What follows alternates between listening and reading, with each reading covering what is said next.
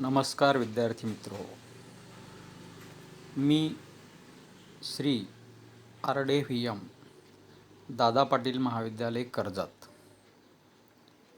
रयत शिक्षण संस्थेच्या रोज प्रकल्पाअंतर्गत सुरू असलेल्या लेक्चर सिरीजमध्ये मी आपणा सर्वांचे स्वागत करतो.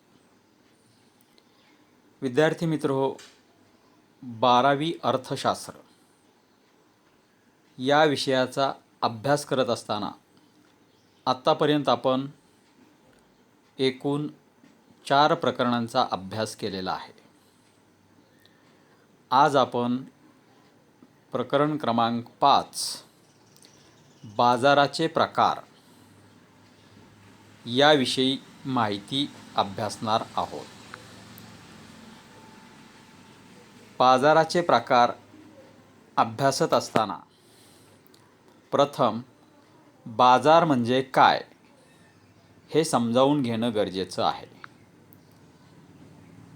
त्यासाठी थोडीशी पार्श्वभूमी प्रस्तावना विचारात घेऊया. विद्यार्थी मित्रहो, सामान्यपणे बाजार म्हटलं की आपल्यासमोर ज्या ठिकाणी वस्तू व सेवांची खरेदी विक्री केली जाते असं ठिकाण आपल्यासमोर उभं राहतं. त्याला आपण बाजार असं म्हणतो. म्हणजेच जिथे वस्तू व सेवांची खरेदी विक्री केली जाते अशा ठिकाणाला आपण बाजार असे म्हणतो. परंतु अर्थशास्त्रामध्ये बाजार ही संकल्पना अतिशय व्यापक अर्थानं विचारात घेतली जाते. अर्थशास्त्रीयदृष्ट्या बाजार म्हणजे एक विशिष्ट ठिकाण नसून अशी व्यवस्था आहे की ज्यामध्ये विक्रेते व ग्राहक प्रत्यक्ष किंवा अप्रत्यक्षरित्या एकमेकांच्या संपर्कात येतात आणि वस्तू व सेवांची देवाणघेवाण करतात. त्याला अर्थशास्त्रामध्ये बाजार असं म्हटलं जातं. म्हणजेच अर्थशास्त्रात बाजार अस्तित्वात येण्यासाठी विशिष्ट ठिकाणाची किंवा जागेची आवश्यकता नसते. बाजार ही संकल्पना समजावून घेण्यासाठी आपणाला बाजाराची व्याख्या पाहणं आवश्यक आहे.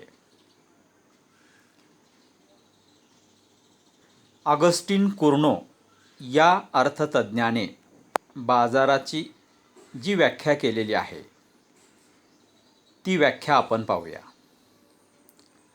कुर्नो यांच्या मते ज्या ठिकाणी वस्तूंची खरेदी विक्री केली जाते अशी एखादी विशिष्ट जागा म्हणजे बाजार नसून असा संपूर्ण भूप्रदेश की ज्यात खरेदीदार आणि विक्रेते यांचा परस्परांशी इतका जवळचा संबंध असतो की ज्यामुळे एकाच वस्तूची किंमत सर्वत्र सहज आणि लवकर समान होण्याची प्रवृत्ती आढळते. म्हणजे पहा मित्रांनो, बाजार कशाला म्हटलं जातं तर बाजार ही विशिष्ट जागा नाही. तो असा एक विशाल भूप्रदेश असतो की ज्या भूप्रदेशावर खरेदीदार आणि विक्रेते यांचा अतिशय जवळचा संबंध प्रस्थापित झालेला असतो आणि त्यामुळं काय होतं तर एकाच वस्तूची किंमत सर्वत्र सहज आणि लवकर समान होण्याची प्रवृत्ती आढळते. त्याला अर्थशास्त्रामध्ये बाजार असं म्हटलं जातं. थोडक्यात बाजार ही संभाव्य ग्राहक आणि विक्रेते यांच्यातील परस्पर संबंधाचं एक जाळं आहे. काय? बाजार ही संभाव्य ग्राहक आणि संभाव्य विक्रेते यांच्यातील परस्पर संबंधाचं एक जाळं आहे. बाजाराची व्याख्या पाहिल्यानंतर बाजार अस्तित्वात येण्यासाठी काही गोष्टींची आवश्यकता असते. बाजार कधी निर्माण होऊ शकतो तर जर या गोष्टींची पूर्तता होत असेल तरच बाजार निर्माण होऊ शकतो. मग कोणत्या गोष्टी तर बाजार अस्तित्वात येण्यासाठी ग्राहक आणि विक्रेते असणं आवश्यक असतं. कारण ग्राहक आणि विक्रेते असल्याशिवाय त्या ठिकाणी बाजार निर्माण होऊ शकत नाही. वस्तूची खरेदी करणारे आणि विक्री करणारे या दोहोंची बाजार अस्तित्वात येण्यासाठी आवश्यकता असते. दुसरा मुद्दा सांगता येईल तो म्हणजे बाजारामध्ये वस्तू आणि सेवा यांची खरेदी विक्री झाली पाहिजे. वस्तू आणि सेवा यांची खरेदी विक्री होत असेल तरच बाजार अस्तित्वात येऊ शकतो.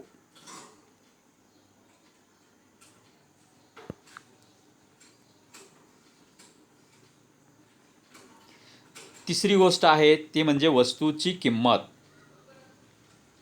विद्यार्थी मित्रहो, वस्तूला किंमत कधी प्राप्त होते? जर वस्तू गरजेच्या मानाने दुर्मिळ असेल तरच त्या वस्तूला किंमत प्राप्त होते. आणि म्हणून किंमत प्राप्त झाल्याशिवाय त्या ठिकाणी ग्राहक वस्तूची खरेदी करण्यासाठी किंवा विक्रेता वस्तूची विक्री करण्यासाठी येऊ शकत नाही. म्हणून जी वस्तू आहे त्या वस्तूला किंमत असणं गरजेचं आहे. विनामूल्य वस्तू जर असतील तर त्या विनामूल्य वस्तूंचा बाजार कधीही अस्तित्वात येऊ शकत नाही. चौथी गोष्ट असणं गरजेचं असतं ते म्हणजे ग्राहक आणि विक्रेते यांच्यामध्ये अतिशय जवळचा संबंध असला पाहिजे. आणि पाचवी गोष्ट आहे ती म्हणजे ग्राहक आणि विक्रेते यांना बाजारविषयक सर्व बाबींचं ज्ञान असणं गरजेचं असतं. या 5 गोष्टी जर अस्तित्वात असतील तरच त्या ठिकाणी बाजार निर्माण होऊ शकतो. बाजार अस्तित्वात येण्यासाठी ज्या गोष्टींची आवश्यकता असते त्या गोष्टी पाहिल्यानंतर आपणाला पुढचा महत्त्वाचा मुद्दा पाहायचा आहे तो म्हणजे बाजाराचं वर्गीकरण. बाजाराचं वर्गीकरण कसं केलं जातं? तर सर्वसाधारणपणे बाजाराचं वर्गीकरण 3 गटामध्ये केलं जातं. 1 स्थळानुसार बाजार, 2 काळानुसार बाजार आणि 3 स्पर्धेनुसार बाजार. स्थळानुसार बाजाराचे 3 प्रकार म्हणजे ठिकाण विचारात घेऊन बाजाराचे जे प्रकार केले जातात त्याच्यामध्ये स्थानिक बाजारपेठ, राष्ट्रीय बाजारपेठ आणि आंतरराष्ट्रीय बाजारपेठ.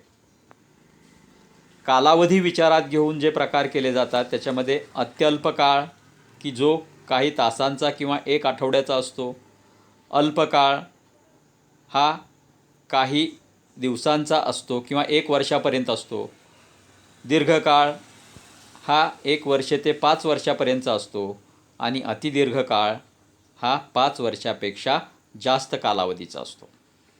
या कालावधीनुसार बाजाराचे हे 4 प्रकार केले जातात. तिसरा प्रकार जो आहे तो म्हणजे स्पर्धेनुसार बाजार. हा अत्यंत महत्त्वाचा बाजाराचा प्रकार आहे आणि परीक्षेच्या दृष्टिकोनातून यावर अधिक प्रश्न विचारले जातात. म्हणून स्पर्धेनुसार बाजार हा आपल्या दृष्टिकोनातून अत्यंत महत्त्वाचा. स्पर्धेनुसार बाजाराचे 2 प्रकार, एक पूर्ण स्पर्धा आणि 2 अपूर्ण स्पर्धा. अपूर्ण स्पर्धेचे 3 प्रकार मक्तेदारी, अल्पाधिकार आणि मक्तेदारी युक्त स्पर्धा. हे जे प्रकार आहेत या प्रकारांची आपणाला सविस्तर माहिती करून घेणं गरजेचं आहे. त्यासाठी पहिला प्रकार आपण विचारात घेऊया तो म्हणजे स्थळानुसार बाजार. स्थळानुसार बाजाराचे जे 3 प्रकार आहेत त्याच्यामधला पहिला प्रकार तो म्हणजे स्थानिक बाजारपेठ. कशाला म्हटलं जातं स्थानिक बाजारपेठ? तर स्थानिक बाजार म्हणजे असा बाजार होय की ज्या ठिकाणी वस्तूचे उत्पादन होते त्याच ठिकाणाहून ग्राहक वस्तू खरेदी करतात. असा बाजार म्हणजे स्थानिक बाजार होय. सर्वसाधारणपणे ग्रामीण भागाचा विचार करता आठवडे बाजाराचं उदाहरण आपणाला समोर ठेवता येईल. ज्या परिसरामध्ये वस्तूचं उत्पादन केलं जातं, भाजीपाल्याचं उत्पादन केलं जातं त्याच परिसरामध्ये ते विकलं जात असेल तर त्याला आपण स्थानिक बाजार असं म्हणतो. दुसरा प्रकार आहे तो म्हणजे राष्ट्रीय बाजारपेठ. राष्ट्रीय बाजारपेठ म्हणजेच देशांतर्गत बाजार.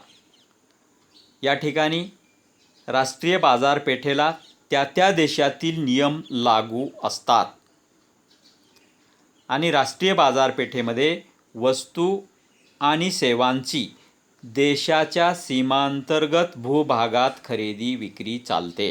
म्हणजे या ठिकाणी देशाच्या सीमा ज्या आहेत त्या सीमा त्या ठिकाणी महत्त्वाच्या मानल्या जातात. सीमांतर्गत भागामध्येच त्या ठिकाणी वस्तू व सेवांची खरेदी विक्री चालते. तिसरा प्रकार आहे तो म्हणजे आंतरराष्ट्रीय बाजारपेठ. आंतरराष्ट्रीय बाजारपेठ ही जागतिक बाजारपेठ म्हणून ओळखली जाते, ज्यामध्ये राष्ट्रीय सीमा ओलांडून वस्तू व सेवांचं आदानप्रदान होतं, अशी बाजारपेठ म्हणजे आंतरराष्ट्रीय बाजारपेठ होय. थोडक्यात एका देशातून दुसऱ्या देशामध्ये वस्तू व सेवांची जी आयात आणि निर्यात होत असते त्याला आपण आंतरराष्ट्रीय बाजार असं म्हणतो. कालावधीनुसार बाजाराचे हे 3 प्रकार पाहिल्यानंतर पुढचा जो प्रकार आहे तो म्हणजे काळानुसार बाजार. कालावधीनुसार बाजाराचे प्रकार. कालावधीनुसार बाजाराचं 4 गटामध्ये वर्गीकरण केलं जातं. एक, अत्यल्प काळ. कशाला म्हटलं जातं अत्यल्प काळ? तर अत्यल्प काळ म्हणजे असा काळ असतो की ज्यामध्ये वस्तूचा पुरवठा वाढवता येत नाही. कारण हा जो कालावधी आहे हा कालावधी काही तासांचा किंवा फार फार तर एक दिवसाचा असतो, आठवड्याचा असतो.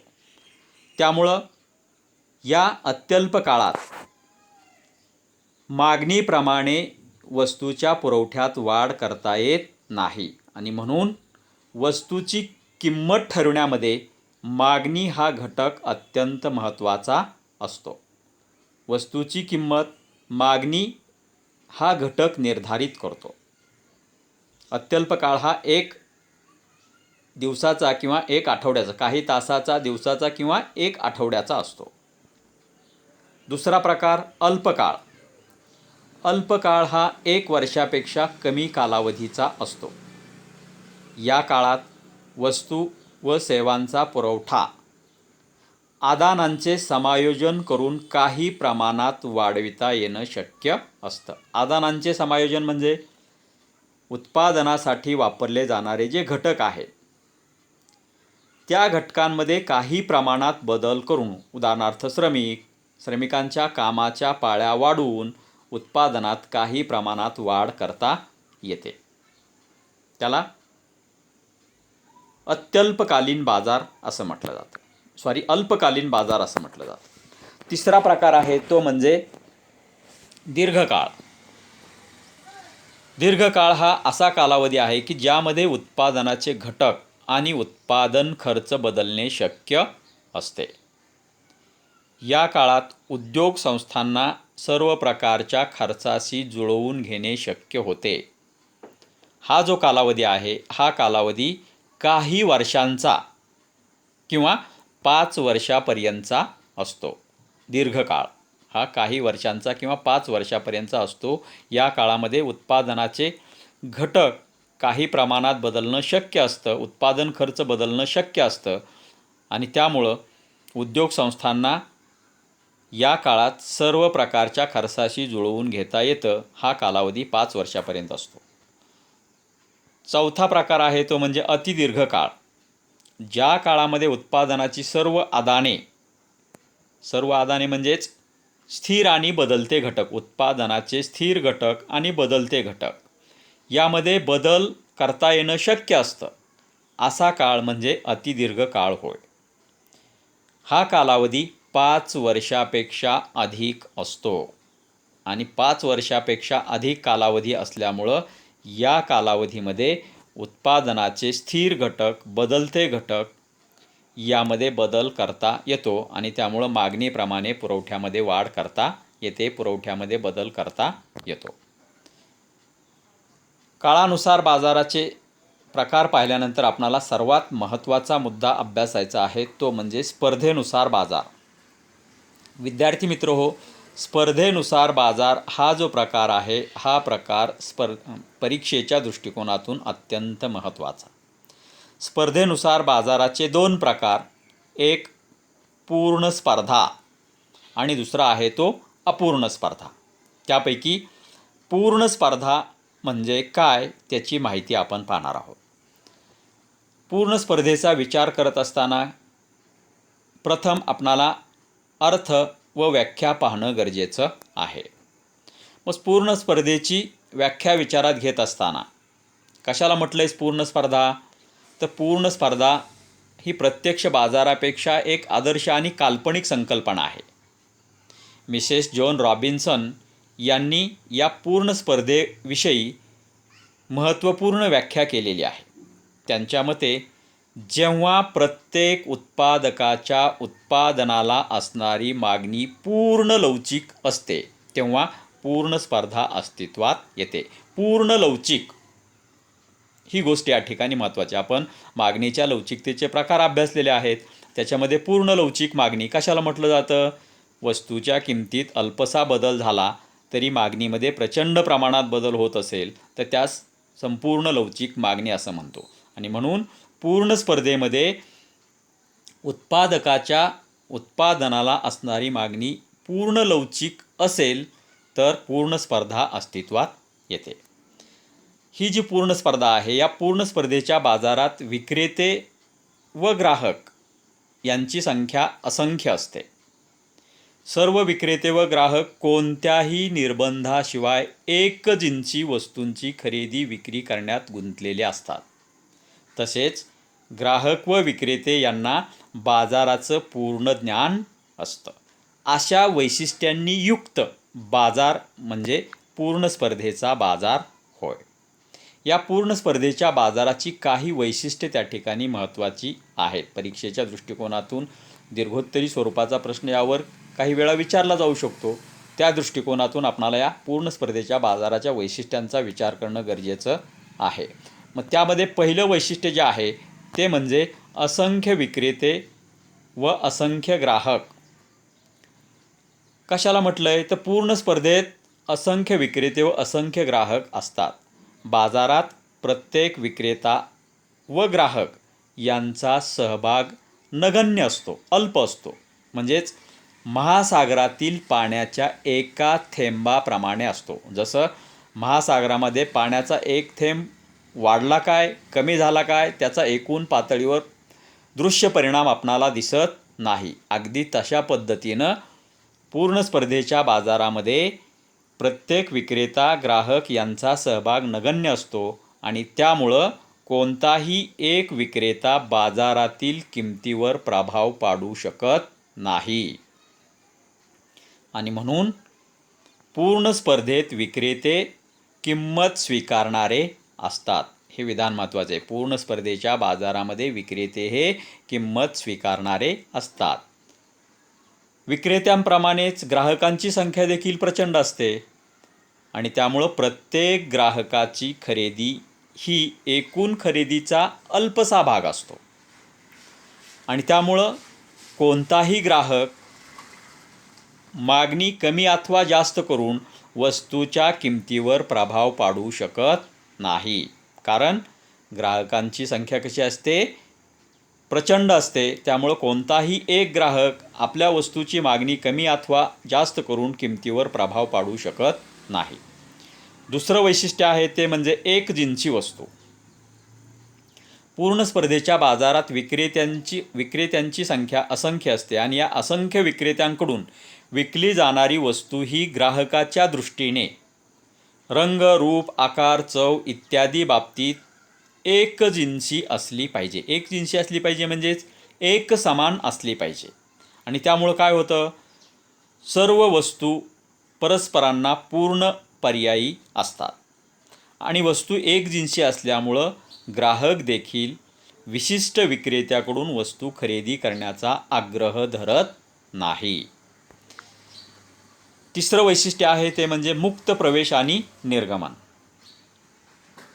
पूर्ण स्पर्धेच्या बाजारात प्रवेश आणि निर्गमनावर कुठलेही निर्बंध नसतात.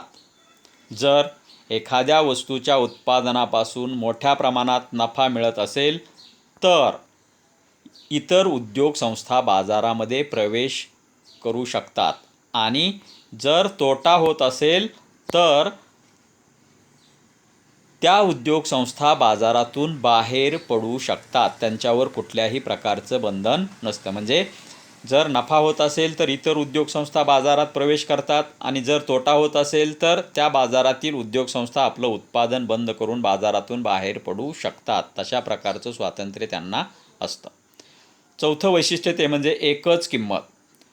पूर्ण स्पर्धेच्या बाजारात एकच किंमत असते जी मागणी आणि पुरवठा यांच्या आंतरक्रियेने निर्धारित होते. म्हणजे पूर्ण स्पर्धेच्या बाजारात वस्तूची सर्वत्र एकच किंमत प्रस्थापित झालेली असते आणि ही किंमत मागणी पुरवठ्याच्या समतोलातून निश्चित झालेली असते. पाचवं वैशिष्ट्य आहे ते म्हणजे बाजाराचे संपूर्ण ज्ञान. पूर्ण स्पर्धेच्या बाजारामध्ये ग्राहक आणि विक्रेते यांना बाजाराच्या स्थितीचं संपूर्ण ज्ञान असतं. म्हणजेच काय तर प्रत्येक ग्राहक आणि विक्रेता यांना वस्तूची किंमत, वस्तूची गुणवत्ता, वस्तूचा दर्जा, त्या वस्तूच्या पुरवठ्याचा स्रोत याविषयीची सर्व माहिती ग्राहक आणि विक्रेते यांना असते. म्हणजेच पूर्ण स्पर्धेच्या बाजारात ग्राहक आणि विक्रेते यांना बाजाराविषयीचं संपूर्ण ज्ञान असतं. सहावं वैशिष्ट्य आहे ते म्हणजे उत्पादन घटकांची पूर्ण गतिशीलता. उत्पादन घटकांची पूर्ण गतिशीलता. पूर्ण स्पर्धेच्या बाजारामध्ये उत्पादनाचे घटक पूर्णपणे गतिशील असतात.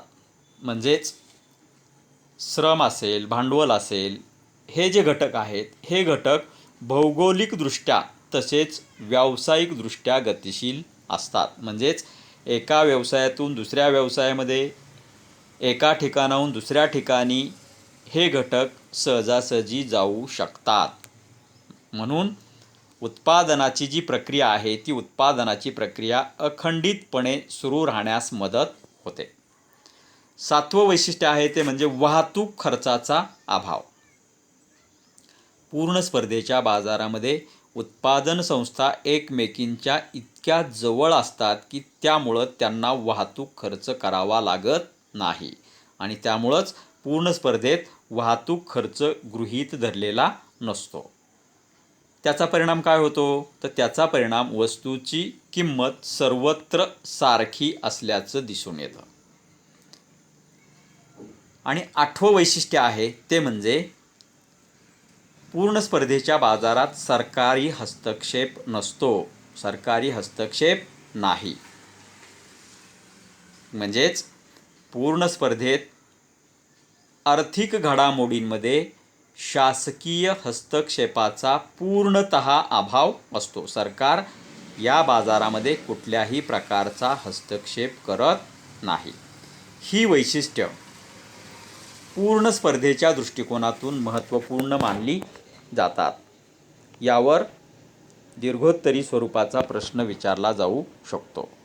अशा पद्धतीनं आज आपण बाजाराचे प्रकार विचारात घेत असताना बाजार म्हणजे काय, त्याची व्याख्या, बाजाराचं वर्गीकरण, त्याचबरोबर पूर्ण स्पर्धा म्हणजे काय, त्याची वैशिष्ट्ये या मुद्द्यांचा आपण विचार केलेला आहे. विद्यार्थी मित्र हो, हा जो भाग आपण अभ्यासलेला आहे त्याच्यावर आधारित खाली काही प्रश्न दिलेले आहेत. त्या प्रश्नांची उत्तरं तुम्ही सोडवायचीत आणि हे जे प्रश्न आहेत हे प्रश्न परीक्षेच्या दृष्टिकोनातून देखील महत्त्वाचे असणार आहेत. प्रत्येकानं हे प्रश्न सोडवायचेत. ठीक आहे, आज आपण या ठिकाणी थांबूया. उर्वरित जे प्रकार आहेत ते पुढच्या लेक्चरला होतील. आज इथंच थांबूया. धन्यवाद.